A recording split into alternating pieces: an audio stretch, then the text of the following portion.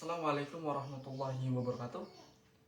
Perkenalkan, nama saya Muhammad Iksan. Pada kesempatan kali ini saya akan memperlihatkan salah satu rutinitas saya di pagi hari ketika libur dari sekolah.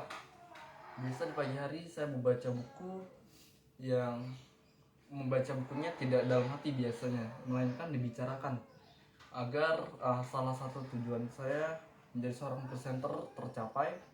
Salah satu cita-cita saya menjadi seorang presenter.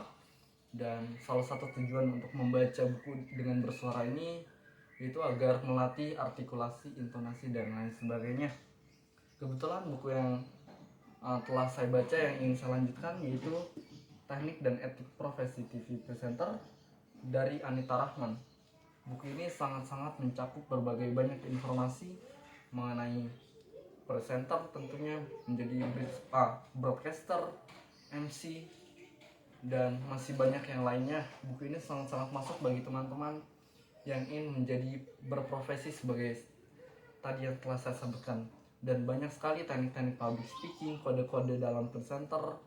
Wah, banyak sekali informasi yang mencakup di buku ini, sangat-sangat luar biasa. Kebetulan saya beli di angka 200 kurang di Shopee.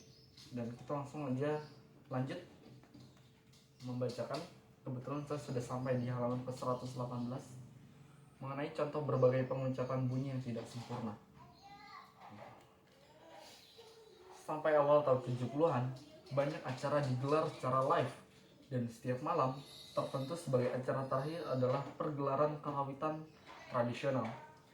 Sekitar pukul 9 malam, para nayaga dan penabuh gamelan lainnya mulai berdatangan dan menanyakan di manakah lokasi studio yang orang-orang Sunda menyebutnya Sotodio, sedangkan yang Jawa Sitidio. Untunglah kami semua paham yang dimaksud. Faktor yang menyebabkan pengucapan bunyi yang tidak sempurna pada kenyataannya banyak dan beragam, seperti asal-usul, suku dan etnis, lingkungan dan pendidikan, juga bentuk mulut dan rahang. Berikut ini beberapa contoh yang sering kita dengar dalam percakapan di kalangan masyarakat sekitar maupun penampilan para presenter dan public figure di layar kaca. Bunyi F dan V yang diucapkan sebagai P. Banyak orang tidak dapat mengucapkan kedua bunyi tersebut. Misalnya bursa efek menjadi bursa efek, investor menjadi investor, FIFA menjadi pipa. Bahkan ada yang tidak bisa menyebutkan namanya sendiri yang berawalan huruf F atau V. Contohnya seperti Fahrudin menjadi Pahrudin.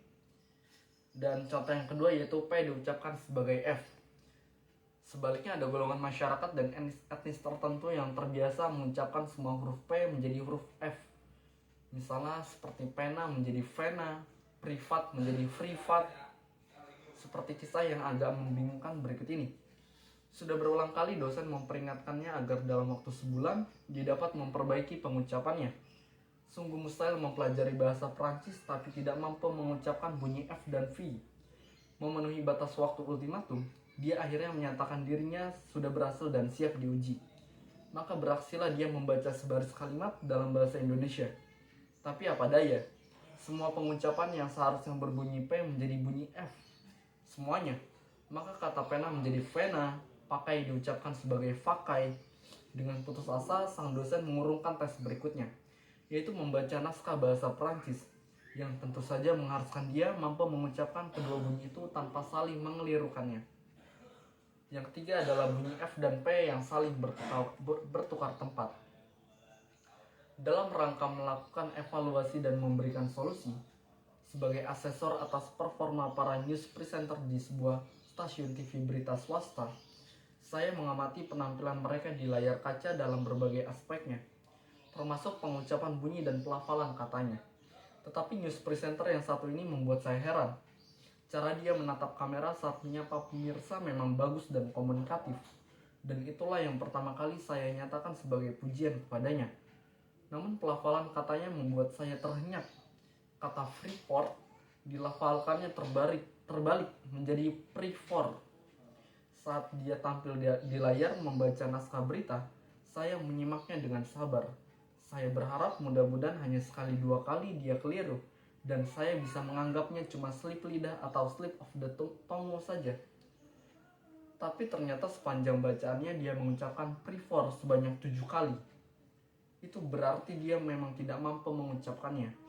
Bagaimana mungkin seorang news presenter yang sudah jadi alias established bisa sebegitu parah lidahnya? Ketika saya mengujinya berhadapan-hadapan, ternyata hasilnya sama saja. Selanjutnya adalah bunyi R dan I yang saling bertukar tempat. R dan L ternyata. Tidak hanya orang-orang dari etnis tertentu yang sering melafalkan kata-kata yang terdiri dari bunyi-bunyi R dan L secara terbalik-balik, seperti royal menjadi lawyer, bordir menjadi bordil, roll menjadi lor, rel menjadi ler. Bahkan banyak orang yang tampil di layar TV termasuk para presenter dan reporter sering melakukannya. Misalnya polri menjadi porli, paralel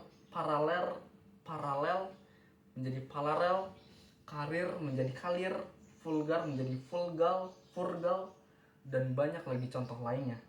Bunyi X yang sama dengan bunyi KS sering terdengar di layar kaca betapa orang-orang yang amat terpelajar mengucapkan kata yang berakhiran X atau KS sebagai bunyi K saja.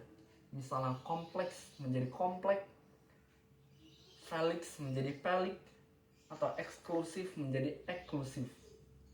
Selanjutnya adalah bunyi NS. Di bawah ini adalah bunyi yang ternyata sukar dan tidak mampu diucapkan oleh banyak orang, bahkan oleh golongan paling elit dan terpelajar. Begitu juga nama yang sesungguhnya keren terpaksa disederhanakan pengucapannya. Misalnya instruksi menjadi instruksi, transmigrasi menjadi tramigrasi, frans menjadi fran atau pran, transportasi menjadi transportasi, dan lain sebagainya. Dan masih banyak contoh-contoh kata yang pengucapannya salah, bisa jadi karena suku, etnis, dan lain sebagainya. Rahang juga berpengaruh, mulut atau rahang.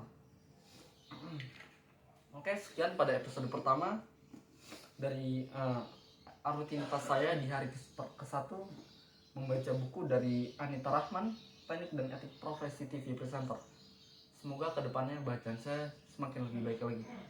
Dan saya akan melanjutkan ini sampai mungkin 20 atau 30 hari ke depan. Terima kasih sudah menonton.